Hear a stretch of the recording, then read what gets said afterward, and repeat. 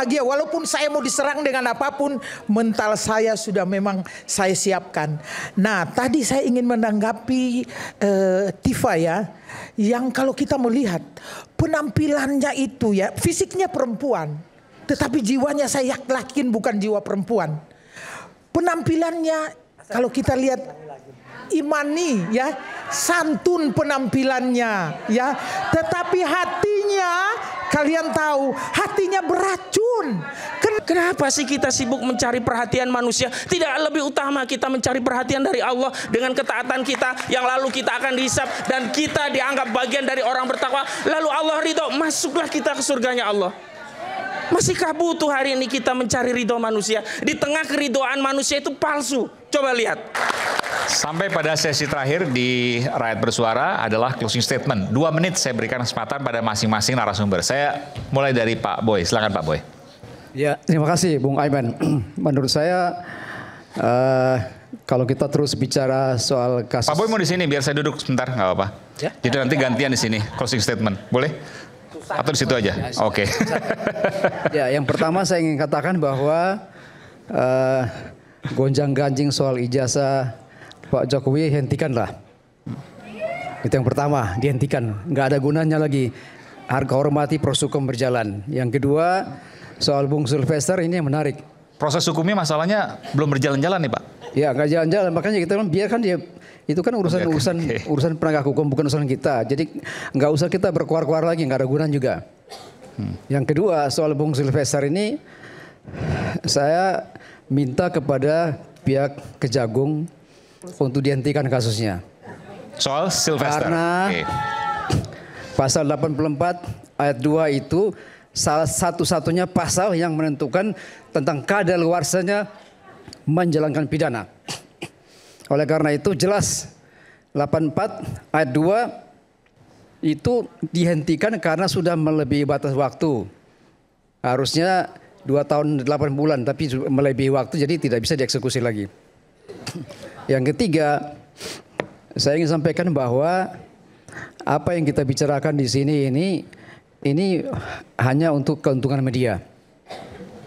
Media mainkan narasi-narasi ini ya kan, mengkompor-komporin kita sama Mas Pak, Roy, saya mau sampaikan Pak, terus. ketika ada pesan don't kill the messenger, ya. Kenapa kita angkat ini? Justru kita ingin mendudukkan dua hal, dua pihak yang berbeda. Jika tidak, maka media sosial akan mengambil itu.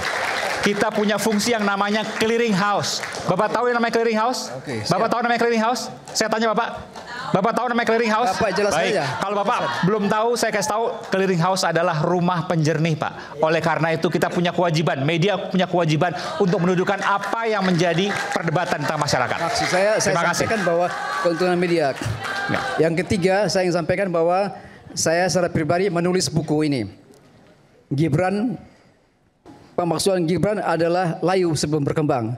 Secara khusus saya menulis untuk membungkam orang-orang yang mengatakan bahwa pemaksulan Gibran itu bisa terjadi. Ini buku saya, boleh dibaca.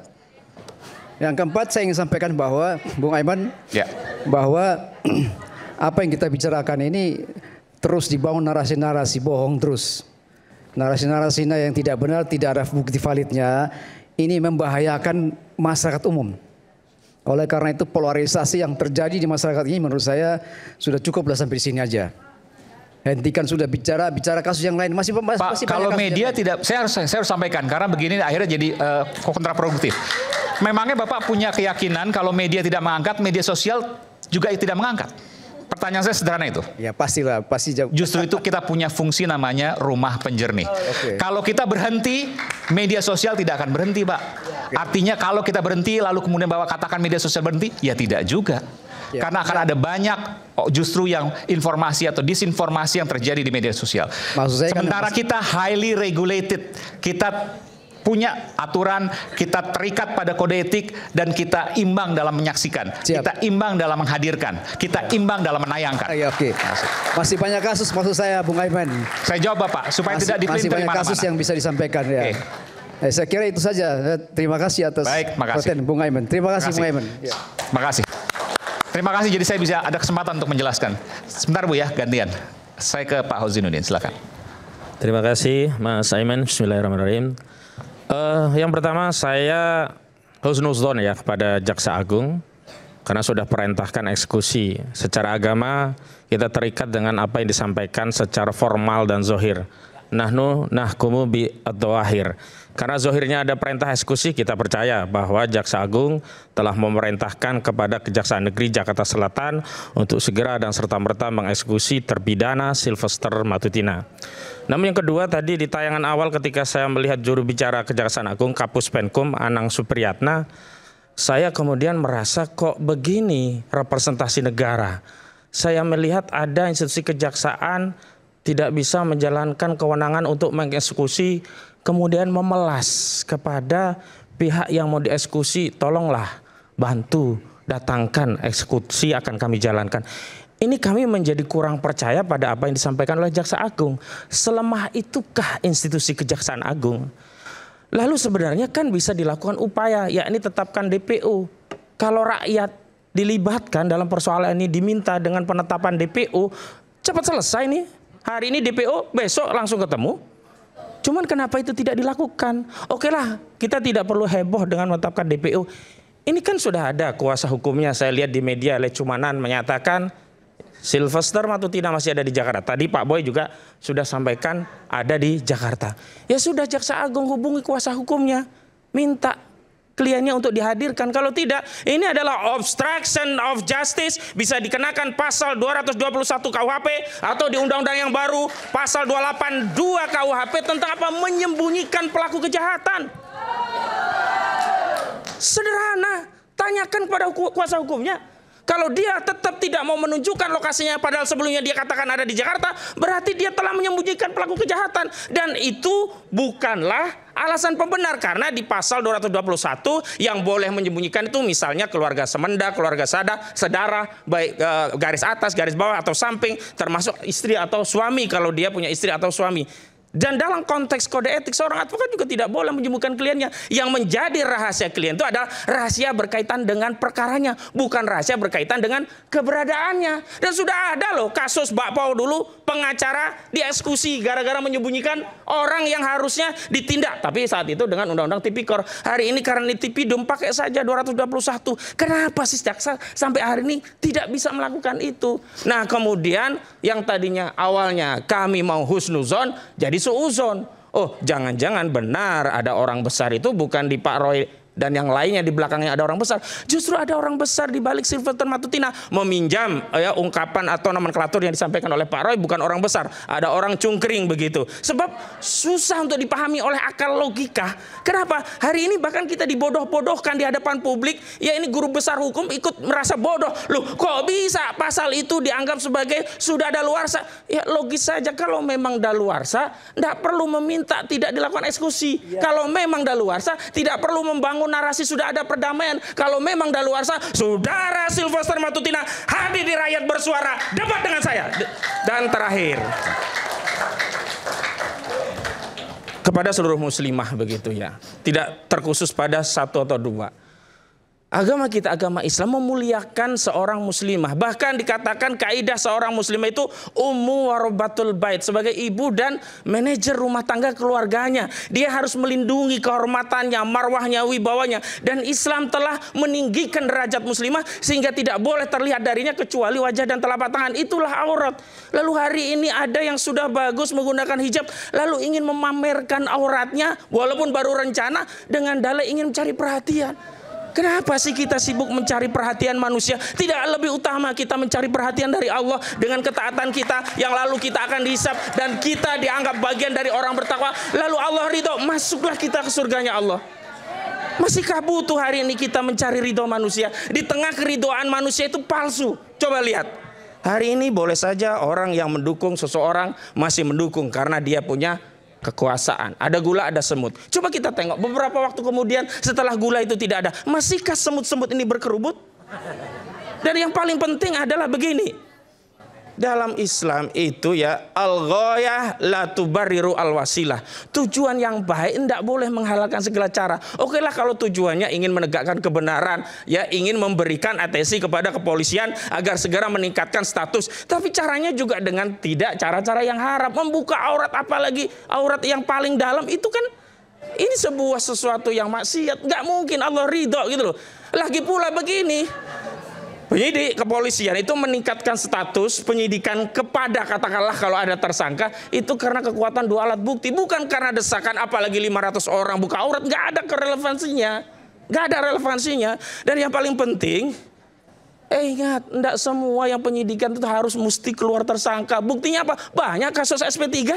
Artinya apa? Suatu penyidikan pun belum tentu berujung pada tersangka. Ternyata ada surat perintah penghentian penyidikan atau SP3. Artinya tidak semua dua alat bukti yang kemudian tadinya diyakini oleh penyidik pada saat gelar perkara kemudian diyakini kemudian ada tersangkanya bisa saja selesai dengan SP3. Makanya dengan temuan tadi justru kami meyakini kasus di Polda Metro Jaya itu harus dihentikan dengan SP3 dan kasus di Mabes Polri harus dibuka kembali penyelidikan tentang dugaan ijazah palsu saudara Joko Widodo. Demikian, assalamualaikum warahmatullahi wabarakatuh. Silakan. Berdiri aja boleh ya? Oh, berdiri sini. Berdiri. Semangat saya harus sini berdiri. Ya. Saya izin ya Pak, sini. Saya suka berdiri. Jadi begini. Hari ini aku harus waktu banyak. Ya 2 menit tapi 2 menit. Oh, seperti itu tadi lama. Jadi gini, hari ini aku sangat bahagia di sini karena dengan pernyataan saya akhirnya saya bisa hadir di sini untuk berhadapan langsung dengan para pembohong ini. Senang banget saya hari ini. Saya bahagia walaupun saya mau diserang dengan apapun, mental saya sudah memang saya siapkan. Nah, tadi saya ingin menanggapi Tifa ya, yang kalau kita melihat penampilannya itu ya, fisiknya perempuan, tetapi jiwanya saya yakin bukan jiwa perempuan. Penampilannya kalau kita lihat imani ya, santun penampilannya ya, tetapi hatinya kalian tahu hatinya beracun. Kenapa? Beliau ya lagi menyerang Pak Jokowi, tetapi beliau mau mendoakan. Percaya nggak? Beliau hadir di kubur untuk mendoakan ibunya Pak Jokowi. Percaya nggak? Kita menghadapi orang gila, kita harus jadi pura-pura gila. Menghadapi orang gila, kita harus pura-pura gila di sini. Ini keren, lihat loh, kan? Sudah begini. Jadi gini, kita Dokter Tifa dengan gaya bicaranya santun, bajunya santun, padahal hatinya preman. Pergi ke kuburan orang, untungnya apa kamu ke kuburan orang? Katanya berdoa. Di mana mulutnya doa sedangkan di situ mulutnya mengeluarkan kebohongan, fitnah kepada orang lain. Tapi mau berbicara doa, bicara agama, tapi hatinya preman. Itu di mana itu coba? Hatinya membenci orang. Yang satu lagi saya minta ya, untuk masalah kasus Sulveter ini di rakyat bersuara. Saya sebagai rakyat saya ingin bersuara. Saya minta kepada Bapak Presiden yang kemarin saya berjuang memilih Bapak Presiden untuk harus memberi amnesti kepada Bapak Sulveter. Kenapa Bapak Sulveter tidak pernah ya menggadu domba antara anak bangsa, tetapi mereka ini mengadu domba antara anak bangsa. Mereka memecah belah bangsa dengan ijazah palsu hingga terjadi perpecahan anak bangsa di sosmed. Kenapa?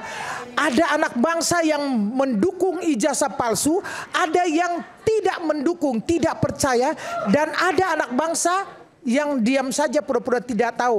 Nah, mereka ini berkepanjangan. Mereka dari TV ke TV kita melihat untuk menyampaikan hal-hal yang tidak benar.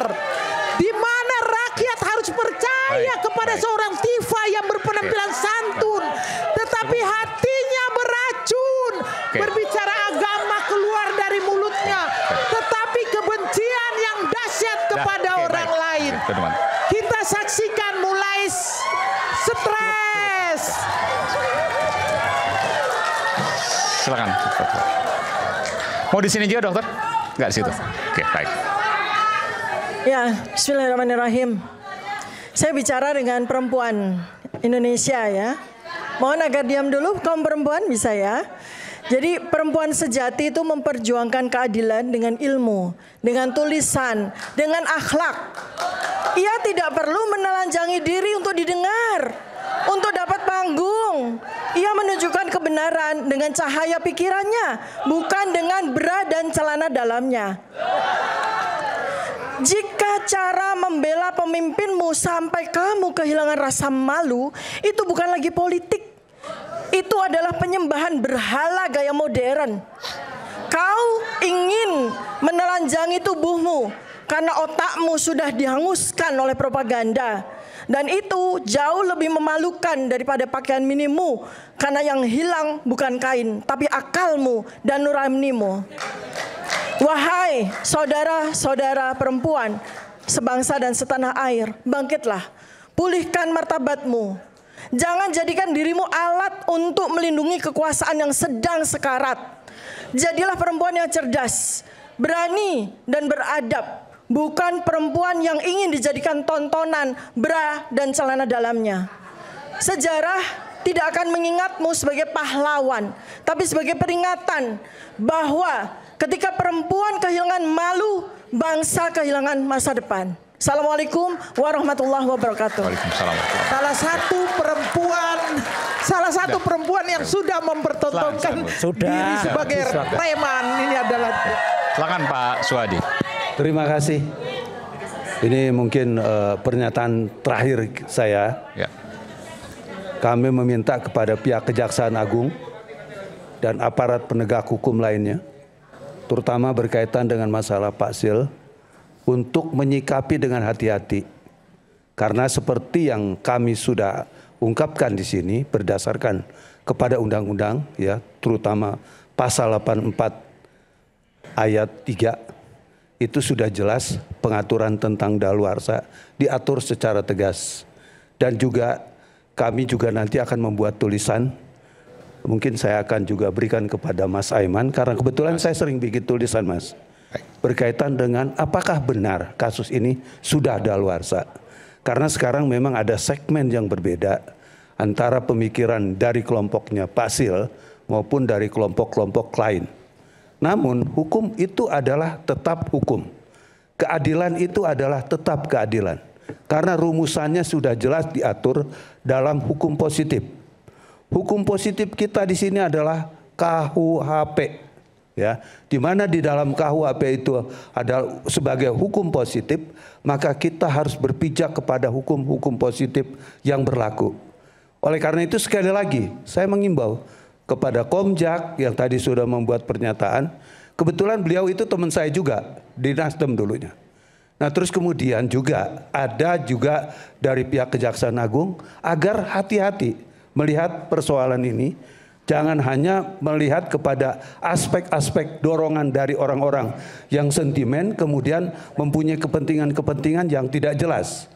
Terus kemudian juga berkaitan masalah perkara yang ada di Polda, kami juga meminta kepada Mabes Polri, Polda Metro Jaya, terutama penyidik dalam hal ini, ya, untuk jangan segan-segan bahwa perkara yang sudah dilaporkan itu harus secepatnya dilakukan peningkatan status yang tadinya dari penyidikan kepada status tersangka, dan bila perlu dilakukan penahanan, ya.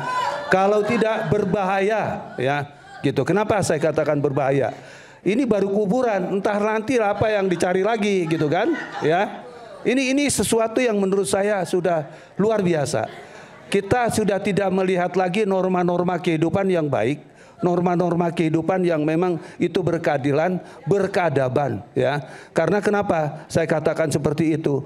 Ya bukan lagi kepada bagaimana menyikapi Pak Jokowi, tapi juga makam itu menjadi wilayah-wilayah yang katanya penelitian. Ini kita baru dengar cerita-cerita seperti ini gitu, ya. Terus kemudian juga kita juga berharap bahwa apa yang dilakukan dalam kegiatan-kegiatan seperti ini barangkali ini juga akan menjadi penyimbang berita, dan kita berharap juga kepada semua pihak agar menghormati hak-hak hukum berkaitan dengan masalah. Memang kalau sudah dinyatakan bersalah ya harus bersalah, tapi orang yang tidak pantas untuk dieksekusi itu juga harusnya jangan dilakukan eksekusi yang bersifat bertentangan dengan hukum. Terima kasih. Oke, baik. Baik. Terakhir Mas Roy, silakan. Baik. Jadi yang ada di depan saya ini adalah beberapa yang sempat dibawa ke Kejagung waktu itu dan saya juga sempat menyaksikan. Jadi ini sudah benar bahwa yang namanya rakyat itu muak ya terhadap Sylvester Matutina yang belum ditangkap ya. Kemudian Kejagung Republik Indonesia menyerah pada Sylvester. Aduh, sayang banget ya. Jagung jangan menyerah pada seorang namanya Sylvester. Segera tetapkan status buron. Tapi ini gambarnya terlalu ganteng ini ya malahnya. Iya, inilah buron dia. Jadi dia harusnya diburonkan. Buru meskipun sembunyi hingga ke Solo. Wah, ini ada. Kemudian negara gak boleh kalah melawan Sylvester Matutina. Ini terpidana loh ya. Dan kemudian tangkap Sylvester Matutina atau itu sempat Pak Ahmad Zudi juga kita atau copot Pak Kejagung. Kalau Bapak nggak mau copot gitu. Nah, ini semua sudah ada perlambangnya kalau dalam gorong-gorong. Tangkap juga Roy Suryo. Tangkap Roy Suryo. Apa ini nggak sopan? Ya. Tangkap teroris. Goro, ya. Alkisah. Ada seorang jahat. Namanya Cakel Matutina. Stres. Iya harusnya Sudah masuk. stres. Tapi ada orang yang kemudian mengira bahwa Sylvester, pegangin dulu ya, itu bersembunyi di balik buto besar. Ternyata tidak. Sylvester itu Kasihan sudah stres. bersembunyi itu di stres. balik cungkring. Wah, ini cungkring. Bahkan cungkring ngajak-ngajak anaknya. Ini ada Gerwan Mul. Gerakan wanita termul. Maksuling saja. Rasa geram, hidup berat, dunia gelap. Maksulin aja. Nah, Lagu Susu kenapa itu? Bendera, lagu Susu Karena Bendera. banyak ini para termul. Pengen lihat termul? Lagu Susu Bendera Nah, hafal. kayak Lagu gini nih. Indonesia Raya dah hafal. Ini termul ini. Lagu Ini Indonesia termul Raya termul. dah hafal. Ya, itu mulut bisa ditutup nggak itu? Kalau nggak bisa tutup kayak WC. WC itu nggak bisa ditutup. Nah, ini ada termul ternak. Ya, bahkan ada ternak namanya gajah. Apa gajah? Gak punya ijazah. Ternak gajah. Dan inilah para orang-orang yang kemudian menjadi termul. Ya, ini Gerwan Mul yang mau pamer bra dan CD. Dia berjanji dalam 2 minggu kalau tidak ada gerakan maka 500 WW gombel ini. Ini WW gombel. Kemudian ini semuanya akan muncul. Otak porno. Di balik ini ada, wah, ada buto-buto, ada buto-buto galak semuanya. Kita melihat, kita menyaksikan Ini semua. Roy Suryo ini. stres. Nah, ini semua adalah termul, setan-setan, ya, Roy yang di 500 depan itu orang kayak monyet gini. itu, Roy itu. Nah ini, Monyet. Nih, nah, jadi, lah, inilah Kanjeng Raden Multimedia Telematika. Kita hormati bagaimana stasiun televisi netral menyajikan rakyat bersuara untuk bisa menyajikan ini. Dan yang paling penting lagi, ya, semua itu tidak akan terjadi. Astaga stres. Daripada wanita buka aurat, Ya Allah stres. lebih baik saya yang buka baju. Ini tidak ada auratnya. Ini tidak. Ayo silakan buka. Ayo buka. Ya. Semua ini terjadi. Sylvester terjadi karena yang namanya kong kali kong. Kong kali kong. Kong kali kong adalah ada seperti ini. Sorry bukan kelasnya. Oke, baik. Baik, makasih. Dan kita kembali ke Rakyat Bersuara. Kita akhir dari Rakyat Bersuara, kita kembali pekan depan. Saya Aiman Wicaksono beserta seluruh rapat kerja ucapkan terima kasih dan juga tentu para narasumber. Tidak ada yang serius. Yang serius adalah bagaimana kemudian kita menghadirkan pemikiran kritis antar kita, bukan otot. Tapi yang penting ini untuk pencerahan dan kita selalu menghadirkan dua sisi yang berbeda, dua sisi yang kritis tapi tetap imbang. Dan itulah komitmen kami. Sampai jumpa pekan depan. Salam. Pasir. Sorry pamit kayak gitu.